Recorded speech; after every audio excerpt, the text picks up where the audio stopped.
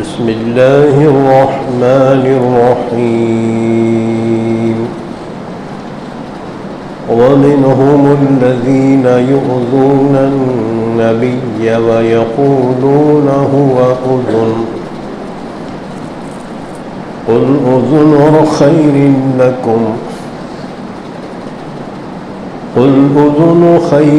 لكم يؤمن بالله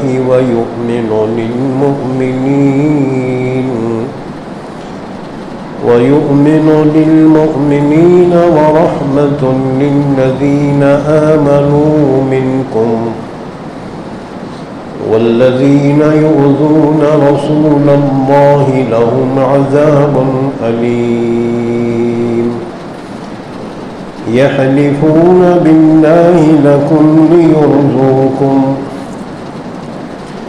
والله ورسوله أحق أن يرضوه إن كانوا مؤمنين ألم يعلموا أنه من يحادد الله ورسوله فإن له نار جهنم خالدا فيها ذلك الخزي العظيم يحذر المنافقون أن تنزل عليهم سورة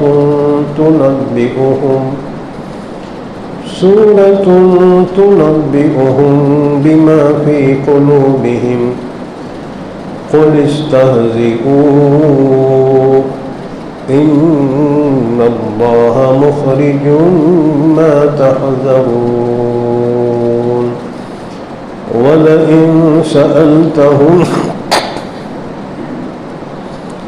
ولئن سألتهم ليقولن إنما كنا نخوض ونلعب قل أبالله وآياته ورسوله كنتم تستهزئون لا تعتذروا قد كفرتم بعد إيمانكم إن نعف عن طائفة منكم نعذب طائفة بأنهم كانوا مجرمين المنافقون والمنافقات بعضهم من بعض يأمرون بالمنكر وينهون عن المعروف ويقبضون أيديهم نسوا الله فنسيهم إن المنافقين هم الفاسقون وعد الله المنافقين والمنافقات والكفار نار جهنم خالدين فيها هي حسبهم ولعنهم الله ولهم عذاب مقيم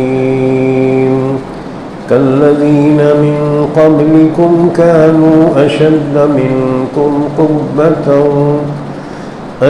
منكم قوة وأكثر أموالا وأولادا فاستمتعوا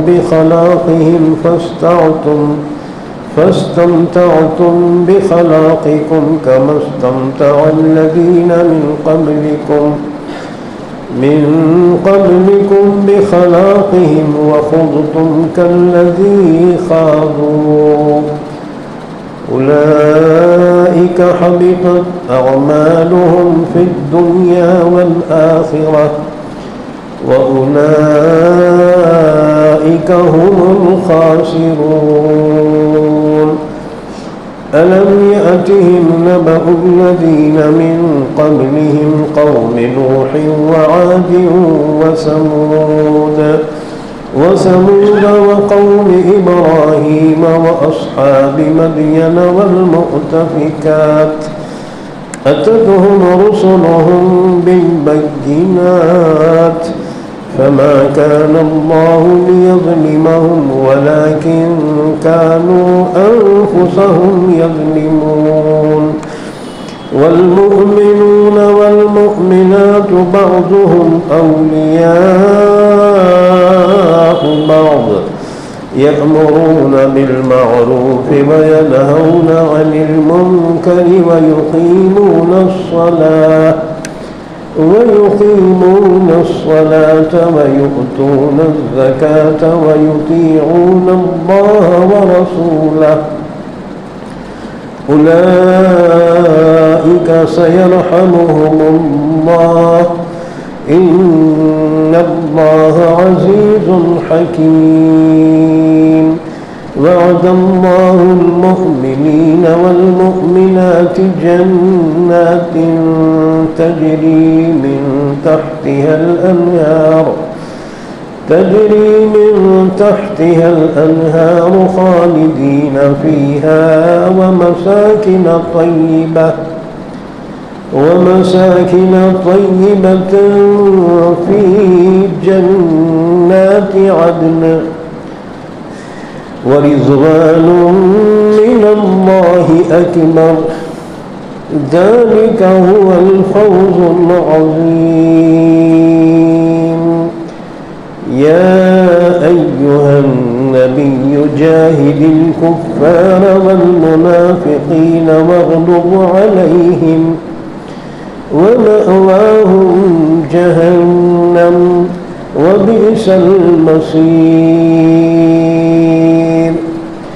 يحلفون بالله ما قالوا ولقد قالوا كلمة الكفر وكفروا بعد إسلامهم وهموا بما لم ينالوا وما نقموا إلا أن أغناهم الله ورسوله من فضله فإن يتوبوا يك خيرا لهم وإن يتولوا يعذبهم الله عذابا أليما في الدنيا والآخرة وما لهم في الأرض من ولي ولا نصير ومنهم من عاهد الله لئن آتانا من فضله لنصدقن ولنكونن من الصالحين فلما آتاهم الله من فضله بخلوا به وتولوا وهم معرضون فأعقبهم نفاقا في قلوبهم إلى يوم يلقونه بما أخلفوا الله ما وعدوه وبما كانوا يكذبون ألم يعلموا أن الله يعلم سرهم ونجواهم وأن الله علام الغيوب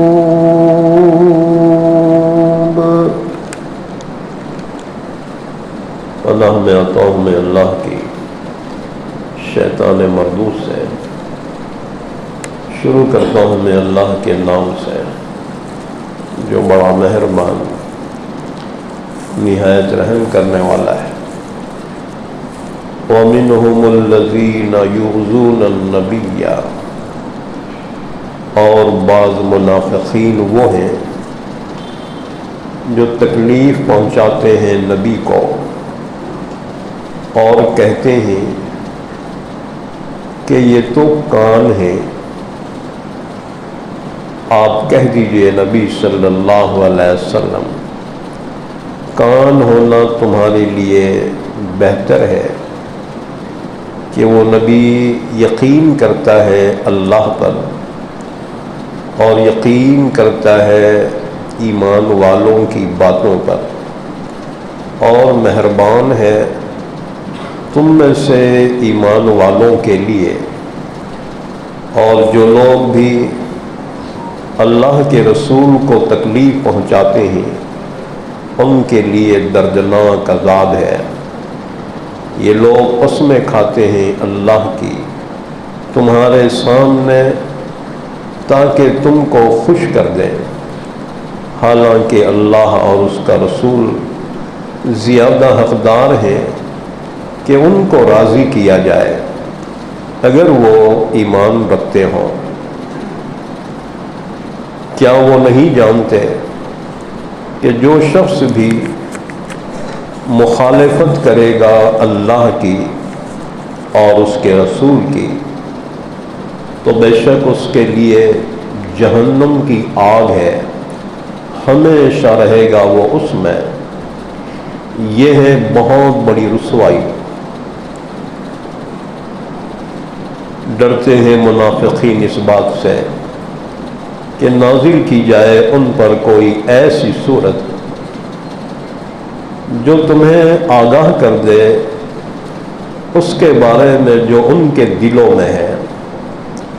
آپ کہہ دیجئے نبی صلی اللہ علیہ وسلم استہزاء کرتے رہو، بے شک اللہ ظاہر کرنے والا ہے اس کو جس سے تم ڈرتے ہو۔ اور اگر آپ ان منافقین سے پوچھیں تو ضرور یہ یوں کہیں گے کہ جی ہم تو بات چیت کر رہے تھے اور ہم تو دل لگی کر رہے تھے۔ آپ کہیے نبی صلی اللہ علیہ وسلم، کیا اللہ کے ساتھ اور اس کی آیتوں کے ساتھ اور اس کے رسول کے ساتھ تم دل لگی کر رہے تھے؟ خبردار، تم عذر پیش نہ کرو، بہانے مت بناؤ، یقیناً تم کافر ہو گئے ہو تمہارے ایمان لانے کے بعد۔ اگر ہم معاف کر دیں گے تم میں سے ایک گروہ کو تو عذاب دیں گے دوسرے گروہ کو، اس وجہ سے کہ وہ مجرم ہے۔ منافق مرد اور منافق عورتیں ایک دوسرے کے طرح سے ہیں کہ وہ حکم دیتے ہیں برائی کا اور روکتے ہیں بھلائی سے، اور اپنی مٹھیوں کو بند کرتے ہیں۔ انہوں نے اللہ کو بھلا دیا تو اللہ نے بھی ان کو بھلا دیا۔ بے شک منافق لوگ ہی نافرمان ہیں۔ اللہ نے وعدہ کیا ہے منافق مرد اور منافق عورتوں اور کافروں سے جہنم کی آگ کا، ہمیشہ رہیں گے وہ ان میں، یہی ان کے لیے کافی ہے۔ اور اللہ نے لعنت بھیجی ہے ان پر اور ان کے لیے ہمیشہ کا عذاب ہے۔ ان لوگوں کی طرح جو تم سے پہلے گزر چکے، وہ تم سے بھی زیادہ شدید تھے قوت میں اور زیادہ تھے مال میں اور اولاد میں، تو انہوں نے اپنے حصے سے فائدہ اٹھا لیا، بس تم نے بھی فائدہ اٹھا لیا اپنے حصے سے، جیسے کہ تم سے پہلوں نے اپنے حصے سے فائدہ اٹھا لیا، اور تم بات چیت میں مبتلا ہوئے جیسا کہ وہ لوگ بھی مبتلا تھے۔ وہی لوگ ہیں کہ ان کے اعمال باطل ہو گئے دنیا اور آخرت میں، اور وہی لوگ نقصان اٹھانے والے ہیں۔ کیا آپ کے پاس، کیا ان لوگوں کے پاس نہیں آئی خبر ان سے پہلی قوموں کی، یعنی قوم نوح اور قوم عاد اور قوم سمود اور ابراہیم کی قوم اور مدین والے اور وہ بستیاں جنہیں اوندھا ڈال دیا گیا، ان کے پاس ان کے پیغمبر پہنچے واضح دلائل کے ساتھ، بس اللہ ایسا نہیں تھا کہ ان پر ظلم کرے، لیکن وہی لوگ اپنے آپ پر ظلم کیا کرتے تھے۔ اور مومن مرد اور مومن عورتیں وہ ایک دوسرے کے دوست ہیں، حکم دیتے ہیں نیکی کا اور روکتے ہیں برائی سے، اور نماز کا اہتمام کرتے ہیں اور زکوٰۃ ادا کرتے ہیں اور اللہ اس کے رسول کی اطاعت کرتے ہیں۔ وہی لوگ ہیں کہ اللہ ان پر رحم فرمائے گا، بے شک اللہ زبردست ہے، حکمت والا ہے۔ اللہ نے وعدہ کیا ہے مومن مرد اور مومن عورتوں سے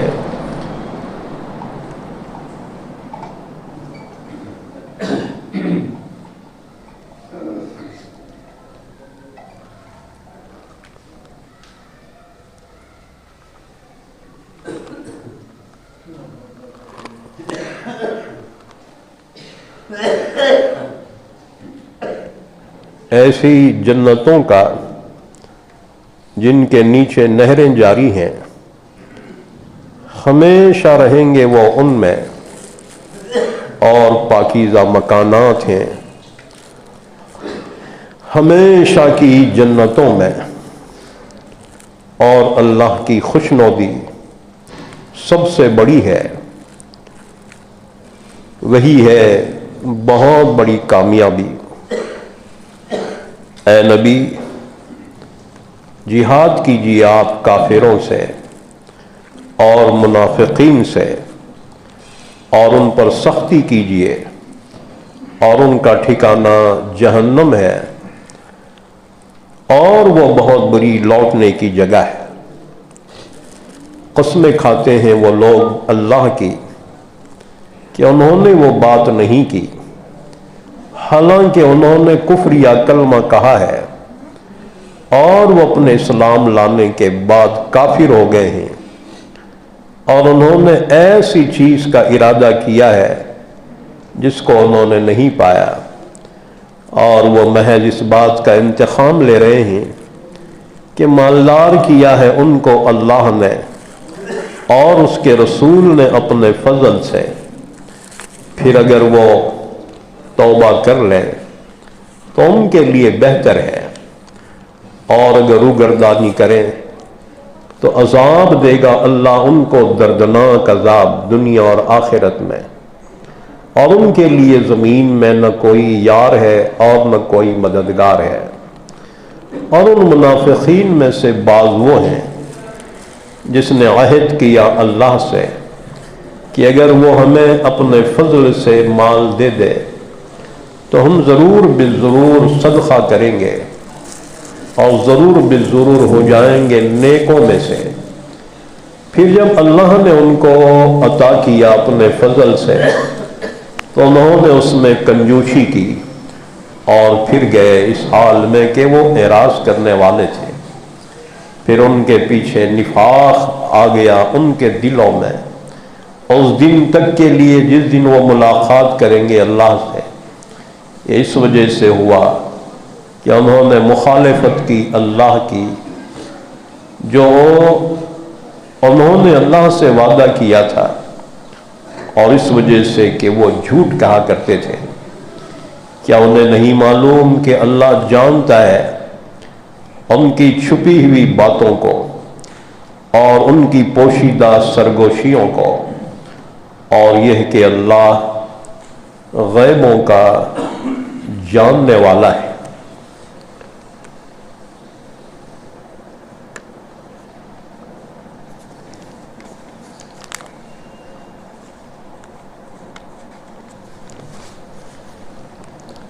وَمِنْهُمُ الَّذِينَ يُؤْذُونَ النَّبِيَّ وَيَقُولُونَ هُوَ أُذُنٌ، یہ سورہ توبہ ہے۔ پارہ نمبر 10، آج سورہ توبہ کی آیت نمبر 61 سے لے کر آیت نمبر 78 تک پڑھی گئی ہیں۔ ان آیتوں کا ربط ان سے پہلی آیتوں سے یہ ہے، زکوٰۃ کے مصارف بیان کیے گئے تھے اس سے پہلی آیت میں، اور ایمان والوں کو حکم دیا گیا تھا کہ اللہ نے اگر تمہیں مال عطا کیا ہے تو اس کی زکوٰۃ بھی نکالو، اور ان مصارف میں سے جس کو چاہے تم دے دو۔ 8 مصارف بیان کیے تھے۔ انما الصدقات للفقراء والمساکین والعاملین علیہا۔ نمبر 1 فقراء، زکوٰۃ کے مستحق۔ نمبر 2 مساکین، فقیر اور مسکین میں فرق ہم نے بتایا تھا۔ فقیر اسے کہتے ہیں جس کے پاس ایک ٹائم کے کھانے کے علاوہ کچھ نہ ہو، اور مسکین اس شخص کو کہتے ہیں کہ جس کے پاس اتنا مال ہو جو زکوٰۃ کے نصاب کو نہ پہنچے، یعنی جس پہ زکوٰۃ واجب نہ ہو، وہ مسکین کہلاتا ہے۔ نمبر 3 والعاملین علیہا، جو اسلامی حکومت کی جانب سے زکوٰۃ و صدقات کے اصولی پر مامور ہیں، وہ بھی زکوٰۃ کے مستحق ہیں۔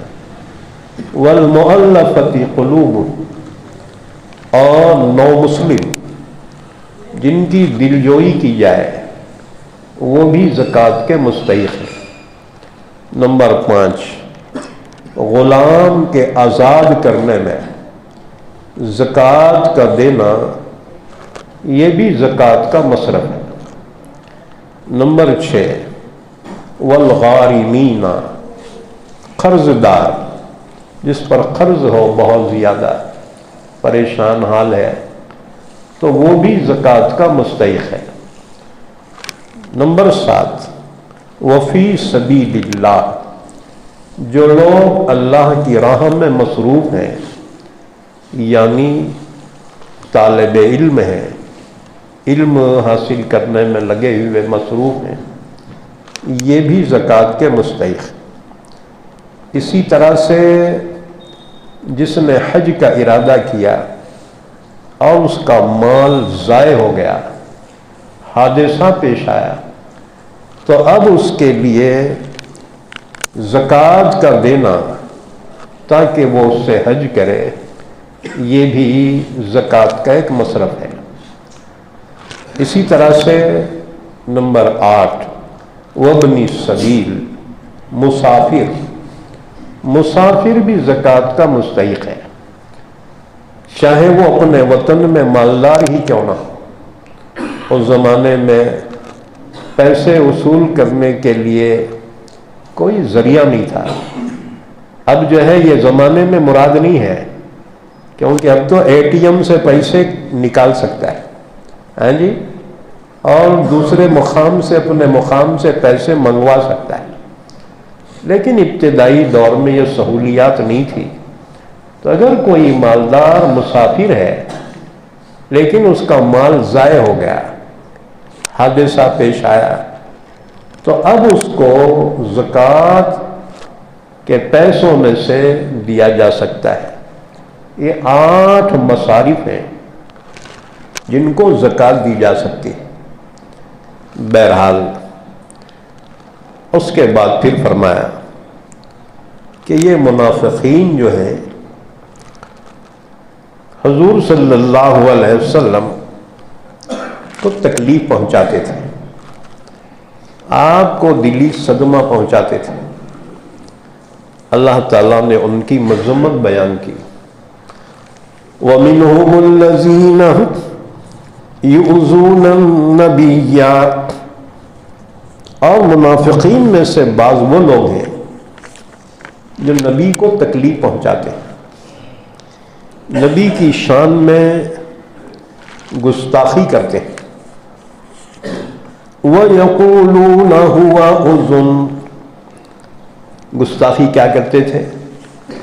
وہ کہتے تھے یہ نبی تو کان ہیں، کان، یعنی ہر بات انہوں سنتے ہیں اور ہر کسی کی بات سنتے ہیں، لہذا حضور صلی اللہ علیہ وسلم کو اس سے تکلیف ہوتی تھی۔ منافقین نے بطور مذاق کے یہ کہنا شروع کر دیا تھا ہوا اذن، یہ نبی تو بس کان ہے، یعنی جو کچھ کسی سے سن لیتے ہیں اس پہ یقین کر لیتے ہیں،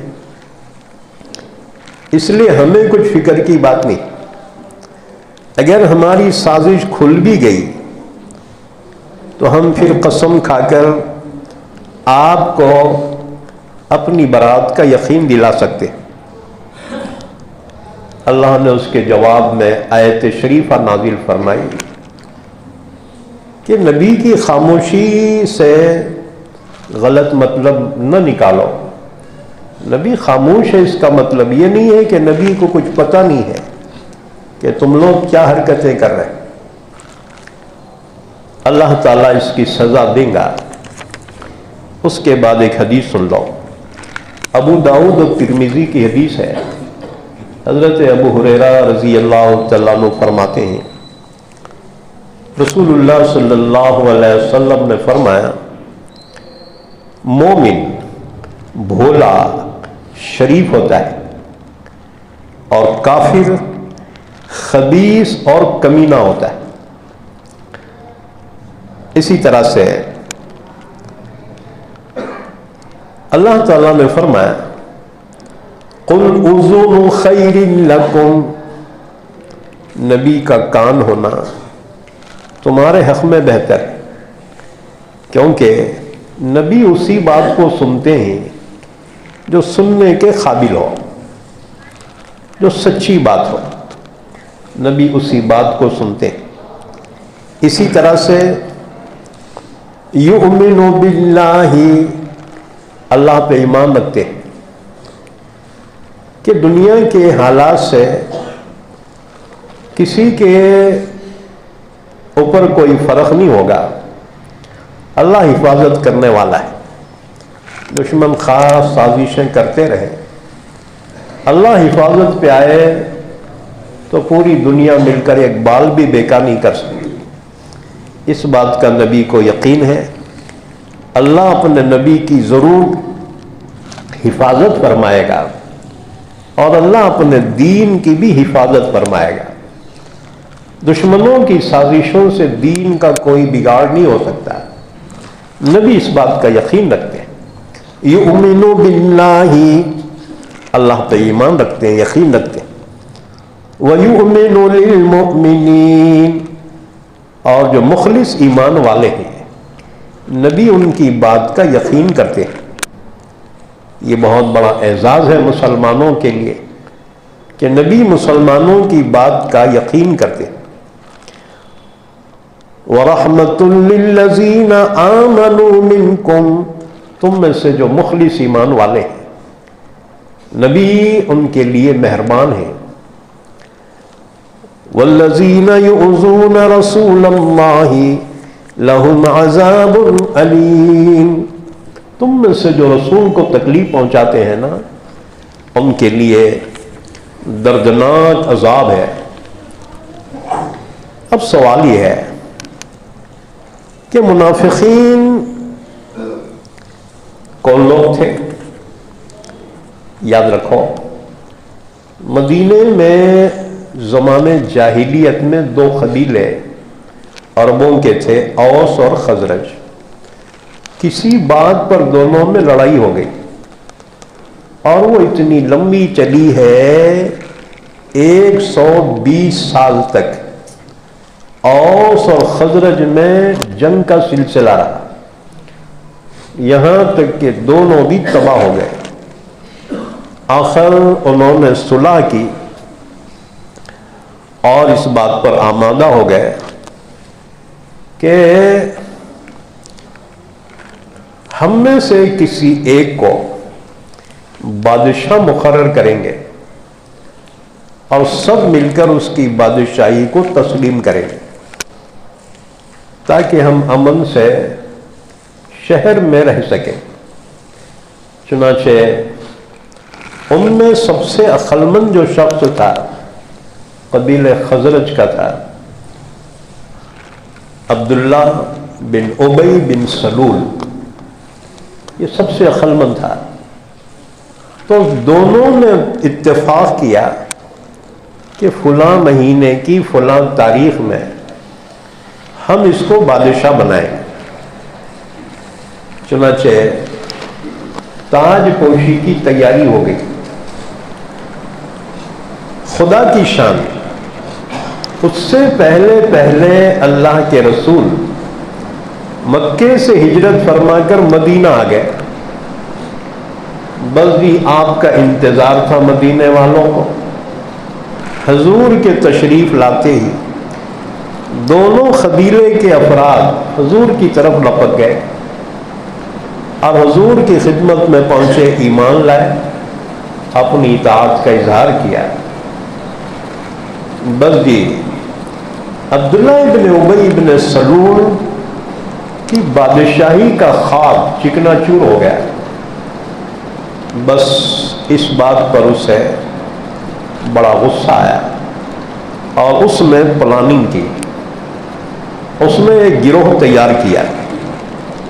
یہ گروہ مدینے کے اطراف کے دیہاتیوں کا اور خود شہر مدینہ کے کچھ لوگوں کا اور کچھ یہودیوں کا گروپ تھا۔ پالیسی یہ ہوئی ان کی کہ بظاہر مسلمان ہو جائیں اور دل میں کفر رکھیں اور جہاں تک ہو سکے اسلام کو، پیغمبر اسلام کو اور اہل اسلام کو نقصان پہنچائے۔ یہ گروہ منافقین کا گروہ کہلاتا ہے۔ اللہ تعالیٰ نے اس گروہ سے متعلق یہ آیت نازل فرمائی آج جو ہم نے تلاوت کی۔ یہ گروہ کے لوگوں کا ذکر اللہ نے اور ایک مقام پہ فرمایا، وَمِمَّنْ حَوْلَكُمْ مِنَ الْمُنَافِقِينَ وَمِمَّنْ حَوْلَكُمْ مِنَ الْأَعْرَابِ مُنَافِقُونَ، تمہارے اطراف کے دیہاتیوں کے منافقین ہیں۔ وَمِنْ أَهْلِ الْمَدِينَةِ مَرَدُوا عَلَى النِّفَاقِ، اب مدینے والوں میں سے بھی کچھ لوگ ہیں جو نفاق پہ آمادہ ہو گئے۔ تو اللہ نے نشاندہی کی منافقین کہاں والے تھے۔ وَمِمَّنْ حَوْلَكُمْ مِنَ الْأَعْرَابِ مُنَافِقُونَ وَمِنْ أَهْلِ الْمَدِينَةِ مَرَدُوا عَلَى النِّفَاقِ، مدینہ کے اطراف کے دیہاتیوں میں سے بھی تھے منافقین اور خود مدینے والوں میں سے بھی منافقین تھے۔ اللہ نے فرمایا لا تعلمهم نحن نعلمهم، اے نبی وہ منافقین کون کون ہیں آپ نہیں جانتے، کیونکہ بظاہر وہ کلمہ بھی پڑھتے ہیں، نماز بھی پڑھتے ہیں، روزہ بھی رکھتے ہیں اور دعویٰ بھی کرتے ہیں۔ وَمِنَ النَّاسِ مَن يَقُولُ آمَنَّا بِاللَّهِ وَبِالْيَوْمِ الْآخِرِ، دعویٰ بھی کرتے ہیں اپنے ایمان والے ہونے کا۔ لا تعلمهم، آپ ان کو نہیں جانتے، نحن نعلمهم، ہم ان کو جانتے ہیں۔ چنانچہ غزوہ تبوک کے موقع پر منافقین نے حضور صلی اللہ علیہ وسلم کو قتل کرنے کا منصوبہ بنایا. جب آپ رات کے وقت ایک درے سے گزرنے والے تھے، منافقین نے پلاننگ کی، ان کی تعداد 12 تھی کہ پہلے سے اندر جا کر چھپ کر بیٹھیں گے. جب حضور اونٹنی پر سوار اندر داخل ہوں گے اس درے میں، تو حضور کی اونٹنی پر حملہ کر دیں گے اور وہ حضور کو لے کر کھائی میں گر جائے گی. اس طرح نعوذ باللہ حضور کا خاتمہ کر دیں. لیکن اللہ نے حضرت جبرائیل کے ذریعے سے حضور کو پہلے ہی سے اطلاع دے دی، اور اس طرح سے منافقین اپنی پلاننگ میں ناکام ہو گئے. ہم ابھی روایتیں بیان کریں گے، تفصیلات بیان کریں گے. حضور صلی اللہ علیہ وسلم نے حضرت حذیفہ سے فرمایا، حذیفہ یہ جو منہ کو کپڑے باندھ کر جو بھاگے ہیں ان کو تم جانتے ہو؟ انہوں نے کہا یا رسول اللہ وہ تو اپنے منہ ڈھانپے ہوئے تھے، میں تو ان کو نہیں جانتا. ہاں جس سواریوں پہ تھے وہ سواریوں کو میں جانتا ہوں. کس کے جانور؟ حضور نے فرمایا حضرت حذیفہ سے اور حضرت عمار سے، کیونکہ حضور کی سواری کی نکیل حضرت عمار پکڑے ہوئے تھے اور پیچھے حذیفہ اس کو ہانک رہے تھے. یہ گویا دونوں باڈی گارڈ تھے حضور کے تبوک کے سفر میں. تو حضور نے دونوں سے پوچھا، فرمایا یہ لوگ جو بھاگے ہیں ان کے ارادے کیا تھے معلوم؟ اور ان کا حضور کیا ہمیں تو نہیں معلوم. حضور نے فرمایا انہوں نے میرے قتل کی سازش کی تھی، اللہ نے ان کی سازش کو بے نقاب کر دیا. تو یاد رکھو یہ منافقین کا گروہ تھا. اللہ نے ان کے نام، ان کے باپوں کے نام حضور کو بیان کیے، اور آپ نے حضرت حذیفہ کے سامنے ان کی فہرست بیان کی، لیکن پابند کیا کہ یہ تمہارے حد تک ہی راز رہے گا، کسی اور کو ان کے نام نہ بتائیں. اسی لیے حضرت حذیفہ کو حضور کا رازدار کہا جاتا ہے، کیونکہ حضور نے منافقین کے نام خاص طور سے حضرت حذیفہ ابن الیمان رضی اللہ تعالیٰ عنہ کو بتا دیے تھے، اور تاکید فرمائی تھی کہ کسی اور کو نہ بتانا. اسی طرح سے کچھ اور تفصیلات اللہ نے فرمایا والذین یؤذون رسول اللہ لہم عذاب علیم.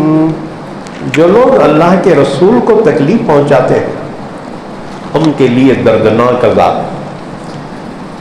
یحلفون باللہ لکم لیرضوکم. یہ منافقین تمہارے سامنے اللہ کی قسمیں کھاتے ہیں تاکہ تم کو خوش کر دیں. مسلمانوں کو خوش کرنے کے لیے منافقین اللہ کی قسمیں کھاتے تھے. واللہ ورسولہ احق ان یرضوہ ان کانوا مؤمنین. حالانکہ اللہ اس کے رسول زیادہ حقدار ہیں کہ ان کو راضی کر دیں اگر واقعیتاً یہ ایمان والے. اس کے بعد سنو آیت شریفہ کا شان نزول. مخاطب کی روایت ہے کہ یہ آیت شریفہ نازل ہوئی ہے منافقین کی ایک جماعت کے بارے میں جو غزوہ تبوک کو تو نہیں گئے حالانکہ غزوہ تبوک میں حضور نے اعلان فرمایا تھا انفروا خفافا وثقالا، ہر حال میں اللہ کی راہ میں نکلو، چاہے فارغ ہو چاہے مصروف ہو، ہر حال میں نکلو۔ عام اعلان فرمایا تھا حضور نے، لیکن منافقین بہانہ کر کے پیچھے رہ گئے، کہنے لگے جی ہمارے گھر کھلے ہوئے ہیں اور شہر کے کنارے پہ ہی دشمن کا خوف ہے، لہذا ہمارا جانا بڑا مشکل ہے، آپ ہمیں رخصت اجازت دیجیے۔ حضور نے اجازت دی، ظاہری حالت پر حضور نے اعتبار کر کے ان کو اجازت دی۔ بہرحال یہ جھوٹے بہانے بنا کر تبوک میں نہیں گئے۔ حضور صلی اللہ علیہ وسلم کا یہ سفر جو تھا، جانا اور آنا تقریباً 2 مہینے کا سفر ہوتا ہے۔ جب حضور واپس آ گئے تو یہ جو منافقین جھوٹے عذر کر کے پیچھے رہ گئے تھے، اب حضور کی خدمت میں آئے اور کہنے لگی جی اللہ کی قسم، ہمیں تو عذر نے روک دیا تھا، ورنہ ہماری دلی آرزو تھی آپ کے ساتھ آنا اللہ کے راہ میں۔ جھوٹی قسمیں کھا کر حضور کو یقین دلاتے تھے اپنے عذر کا۔ اللہ نے اس پر یہ آیت شریفہ نازل فرما کر منافقین کے اس راز کو بے نقاب کر دیا۔ دوسرا شان نزول، قتادہ نے روایت بیان کی ہے کہ یہ آیت شریفہ نازل ہوئی منافقین کی ایک جماعت کے بارے میں، اور اس جماعت میں جلاس بن سوید، یہ بڑا منافق تھا، یہ بڑا فتین و فسادی تھا۔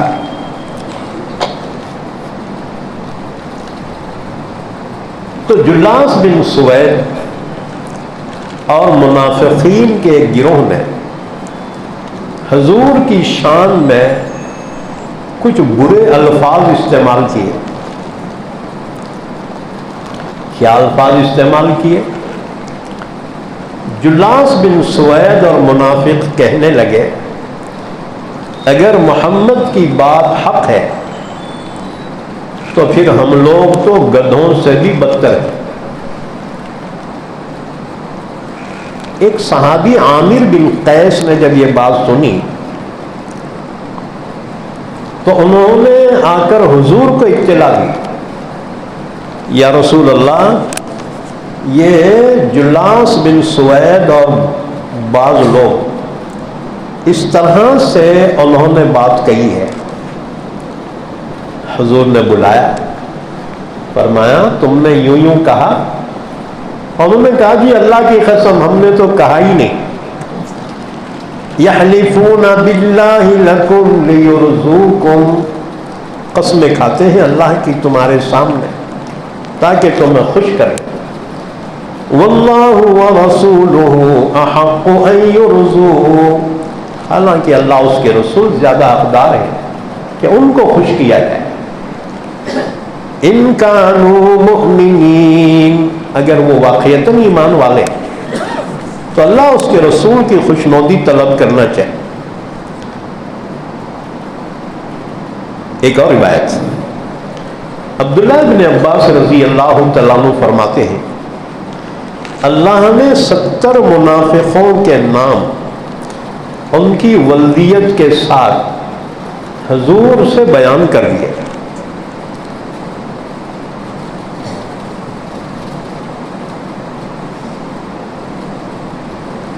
اسی طرح سے ایک روایت اور،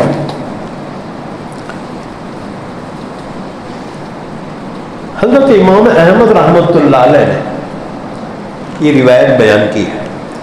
امام احمد ابن حنبل امام ہے، اور امام بخاری کے استاد ہیں. ان کی حدیث کی کتاب ہے مسند احمد.